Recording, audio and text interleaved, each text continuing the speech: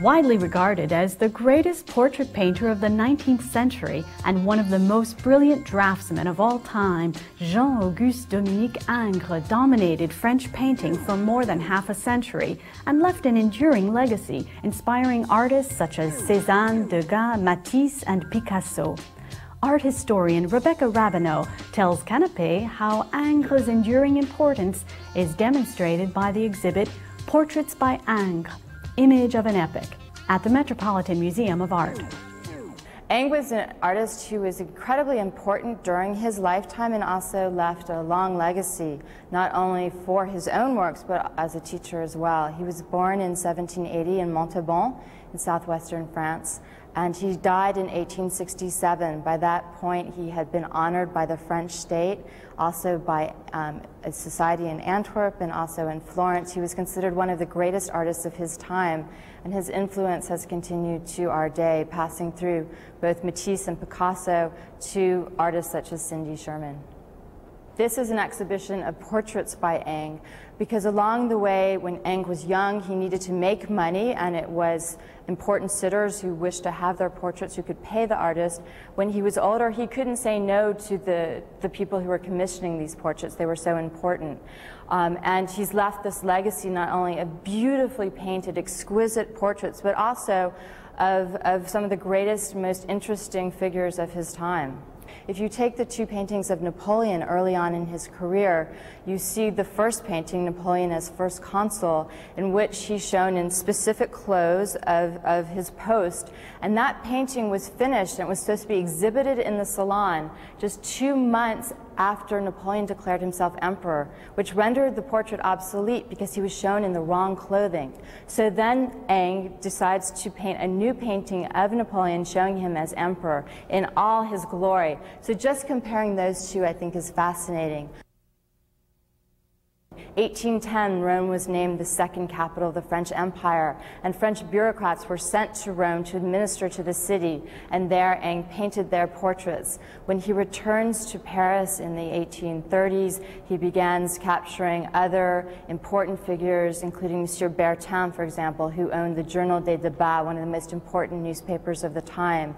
He briefly returns to Rome, and then by the time he's back in Paris in the 1840s, he's now painting the heir to the French throne, the Duc d'Orléans, King Louis Philippe's eldest son.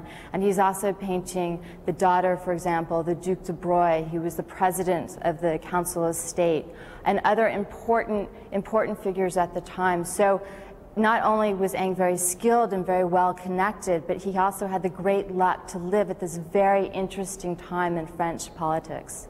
You see these sitters, French bureaucrats, beautiful women, handsome men, strong, intelligent people in beautiful costumes. And you see Ingres becoming a master of fabric.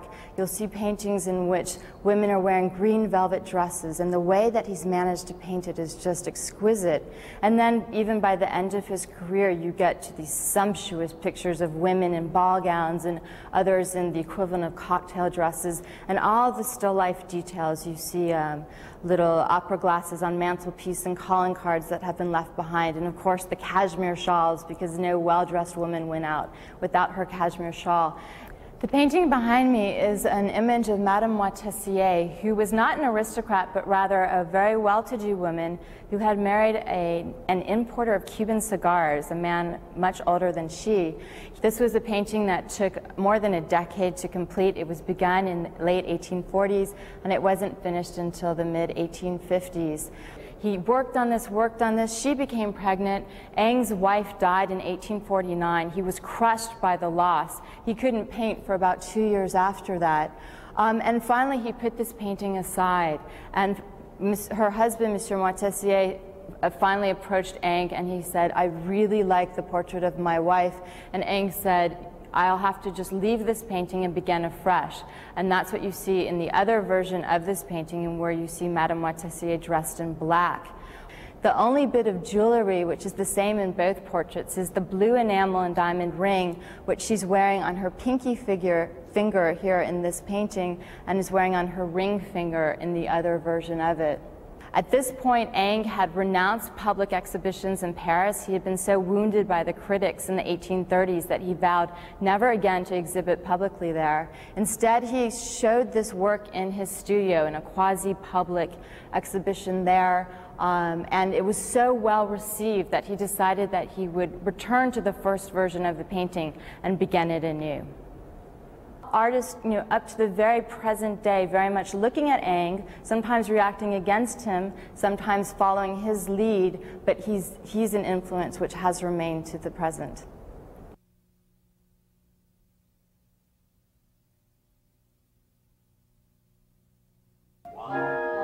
Master modern composer and former conductor of the New York Philharmonic, Pierre Boulez, recently returned to the Big Apple from his home in the City of Light. His mission was to conduct an ensemble of young musicians. Canapé caught the busy maestro in Carnegie Hall, where he talked about the importance of a younger generation of musicians.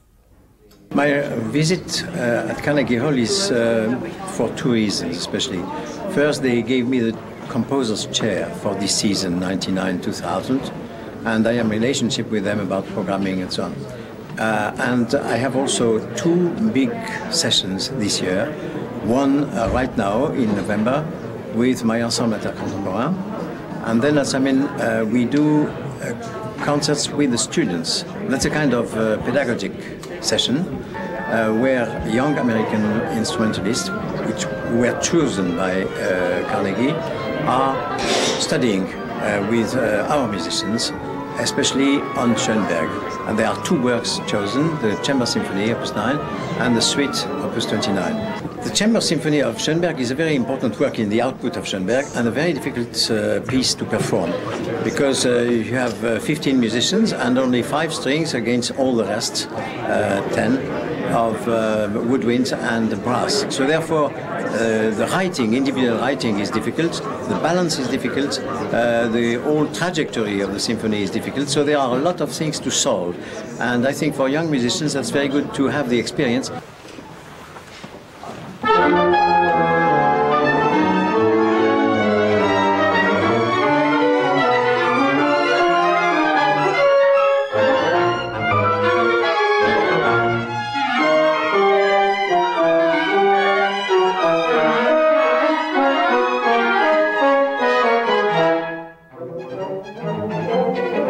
The workshop is important in my point of view, because you have new generations, and you transmit your experience. You don't transmit much more, but you transmit your experience.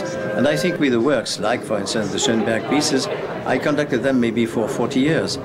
So myself, I had evolution with these pieces. Sometimes, I was much more brutal, I was quicker, I did not approach them in the right way sometimes. And therefore, I learned quite a lot by myself. And I hope that's to spare to other people what I had to go through.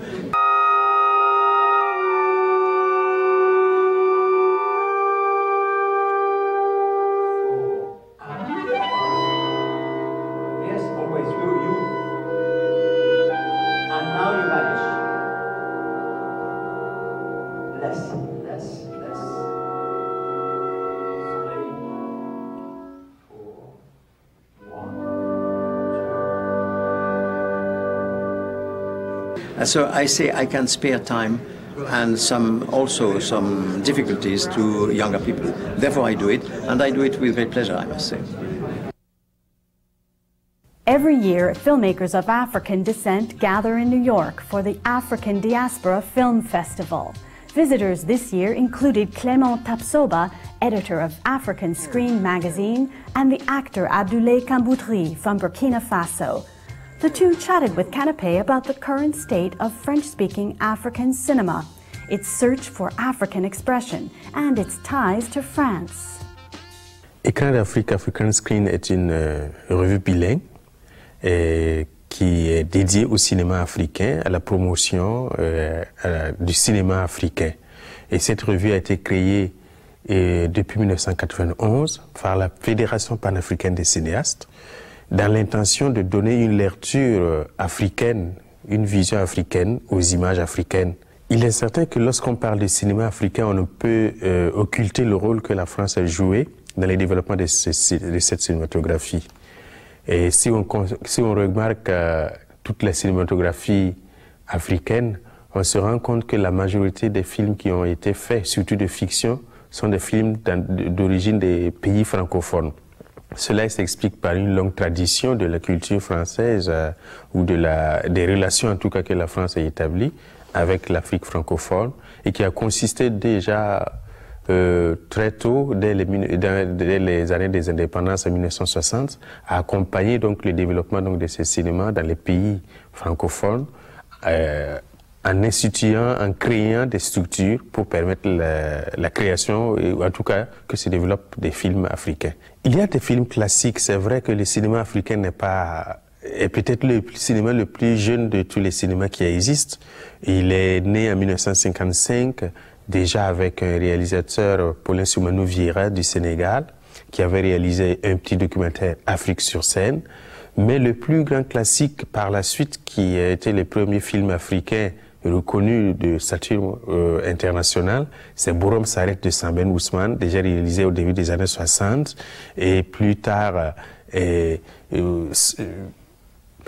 mandat du même Samben Ousmane, et pour ne citer que celui-là. Et donc le cinéma africain aujourd'hui continue de se développer avec l'apport que les jeunes africains apportent en regardant leur société autrement par rapport à ce que les aînés faisaient, qui essayaient de voir la société, de sensibiliser surtout les publics, de conscientiser. Aujourd'hui, ce message et ce désir de conscientiser existe toujours, mais est fait autrement. J'ai commencé mes premiers films et à partir de là, j'ai commencé à côtoyer, n'est-ce pas, les cinéastes et les grands acteurs africains et les revues africaines qui parlent du cinéma. C'est ainsi que j'ai pu me former et aussi avec tout ce que j'apporte dans les prestations artistiques sur le terrain, parlant de tournage, j'ai tout fait pour essayer, n'est-ce pas, d'apprendre, non seulement venant de moi-même, mais aussi en allant vers les autres.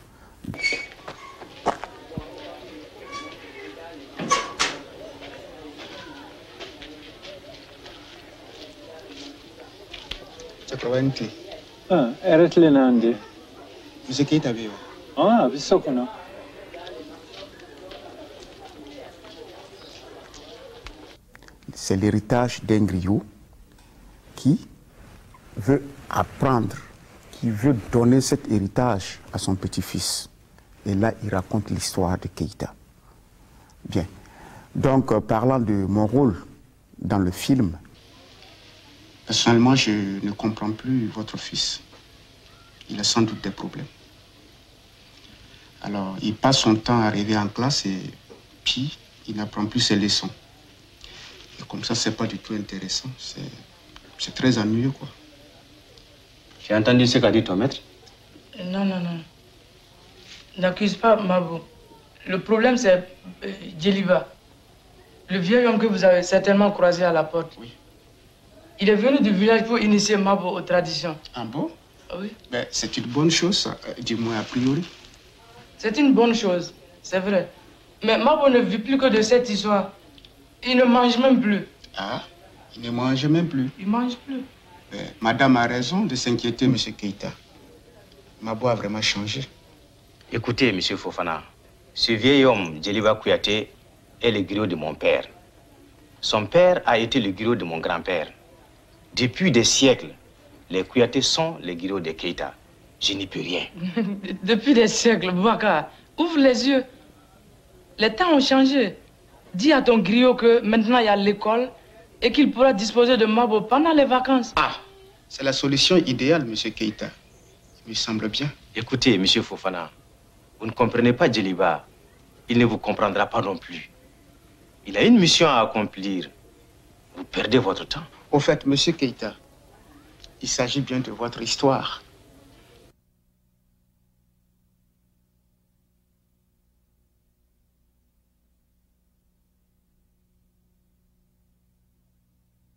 Halloween and New Year's Eve aren't the only occasions for costumes. A recent exhibit, Inverted Odysseys, Claude Cahun, Maya Deren, Cindy Sherman, examines how women photographers have used self-portraits to explore multiple identities. Curator Shelley Rice tells Canapé what links bind these remarkable artists. Inverted Odysseys grew out of an idea by my co-curator, Lynn Gumpert, that in fact we should do an exhibition of Claude Cahun's photographs. Claude Cahun is a French woman, and that is her French name. Usually Americans call her Claude Cahun, and so I think I'll do that henceforth. Basically, this is a woman whose work has become, in the past 5 or 7 years, quite well known in Europe, but there's never been a major exhibition in New York, and Lynn felt that we should do something about that. I suggested that we add Cindy Sherman, because of course she is the contemporary woman who does self-portraits in dress-up mode, and I thought that would give us a French-American connection and a historical contemporary connection. That worked out quite well, and then I got the idea of adding Maya Deren, and that was fine with Lynn, it was fine with Cindy, so in fact the three women ended up coming together, primarily because they represented such different ways of using the self-portrait.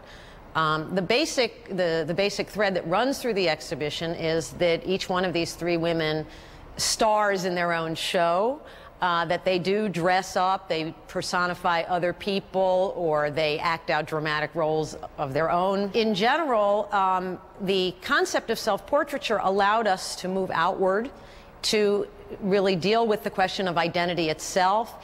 I feel the way in which people have perceived women's self-portraits as simply an issue of makeup or simply an issue of an identity that is unstable or unclear, that it involves the male gaze or some kind of a problematic psychology, I think that's much too limiting. And the whole point of this show was to really allow people to see that women like Claude, like Maya, and like Cindy are in fact dealing with major multicultural or epic issues, in fact, and are essentially personifying much larger visions of the world. Claude Cahun, for instance, was in fact involved with multicultural theater. A lot of her photographs that were done in Paris in the 1920s were in fact, we don't know in fact how many of them were actually theatrical stills, where she dressed up literally in roles, and then the pictures were taken. She perceived her work very much as snapshots. They were done privately. Almost none of them were published during her lifetime. She tried out different roles for herself in an extremely private arena. She left Paris in 1937 and bought a house on the Isle of Jersey in the English Channel. And there she lived until the end of her life in 1954.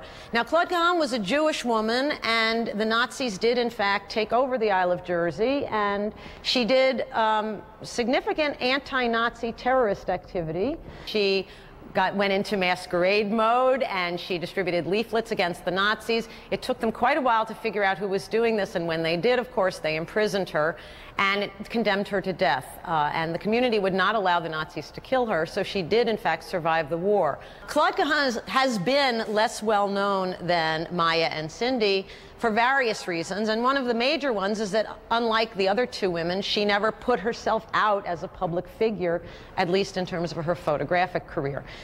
On the other hand, Maya Deren she was starring in her own films. She lived in New York in the 40s. She is the mother of American experimental film. She ran screenings. She had interviews in Vogue. She was a media star, as Cindy Sherman is, okay? So that she was the opposite of Claude Cahun's little private self. Now, Cindy Sherman is, of course, one of the best-known artists in the world today.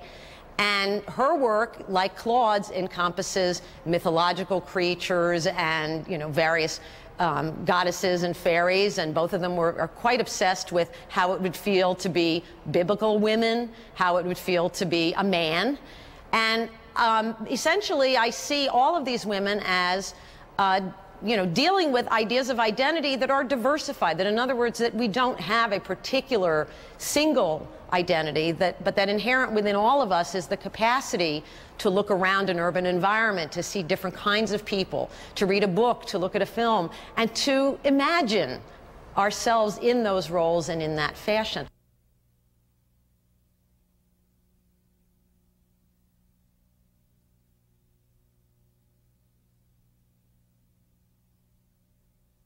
Winner of the 1999 Yourcenar Literary Prize, novelist, critic, and essayist Maryse Conde is one of France's greatest and most productive living writers. Her work was the subject of a recent celebration at the City University Graduate Center in New York, an event that drew participants from Tokyo to Dakar. Canapé was on hand to hear what they had to say. For we are celebrating the work of none other than Maryse Conde, and celebratory indeed is the tone appropriate to a writer so multidimensional and so unique for the many types of fervent attachments her work generates, for the crucial genealogies it establishes, even as she continues to grace us with her writing. Not on this day alone, but in our work and in our writing, we give homage to Maryse Conde, the novelist, the playwright, the teller of tales, the critic, the theoretician, the historian of Africa, the herstory of women's unsaid counter-narratives, the maker of communities of readers and of communities of memory, the cultural activist, the witness, the testifier, the teacher, the giver of voice, the voice itself, indomitable, lyrical, wise, tender, and indignant. Yes, the voice may be as good a point of departure as any in the many strands of this immense work. The voice is immediately arresting, an insistent whisper in the very first pages of Ségou. Ségou est un jardin où pousse la ruse, Ségou est bâti sur la trahison, parle de Ségou hors de Ségou, mais ne parle pas de Ségou dans Ségou. Ségou was a clarion call from these embattled walls to a new understanding of those histories, one that one hesitates to call postmodern, certainly not because it isn't, but because the term's own troubled history may not serve adequately the vision that welled up in Ségou and carried its intricate narrative to a creative plane where all the crucial questions of today's fragile and conflictual world are still being fought out. Language, ethnicity, gender, identity, crossed identities, cultural cross-fertilization, mestizaje, faith, and the resiliency of human spirit in the face of defeat. Maryse is a most powerful writer of our times and days. One who in her evolving works has created a necessary cartography from the era of decolonization to this moment in the late 20th century. I see in Maryse's writing a mapping out of difficult terrain in this post-colonial era we have inherited. A writing unafraid to give voice to truths of body, language, and desire in the very teeth of the inscriptions forced upon us by a racialized society. I think of the lines that Maryse once wrote in a letter that I saw at the end of Aitituba, and I will quote, writing is like going on a journey to find something one dreams of. It is like crossing a mangrove with its entangled roots, its pools of briny water, and its many layers of mud to reach the sea. And then she continues, it is like mapping a dark and rebellious land. Ce qu'elle illumine, c'est un paysage que nous n'aurions pas pu connaître autrement. Et je veux dire un paysage non seulement littéraire, mais humain. Il me semble que cette chaleur humaine, qui est une chose rare, est une chose précieuse pour tous ses amis. Elle exemplifie cette chaleur humaine de l'intelligence suprême. Et ça, c'est le discours proprement humain. Born in Switzerland, based in Paris, and recently exhibited in the United States, Felice Verini is a master visual trickster. Abandoning canvas for architectural sites, he creates interventions in three-dimensional space that put into question visual perspective. Canapé takes a look at Verini's point of view.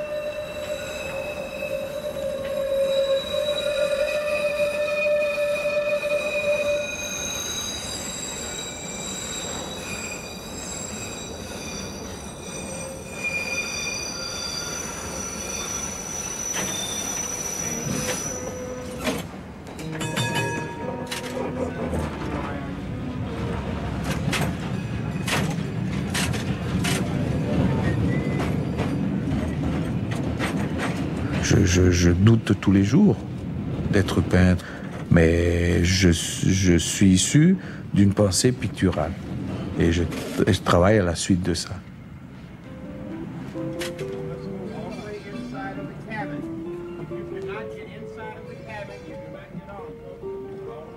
Je ne crois pas du tout à l'inspiration ou à un état d'inspiration. Pour moi, l'œuvre d'art, elle est issue c'est un travail.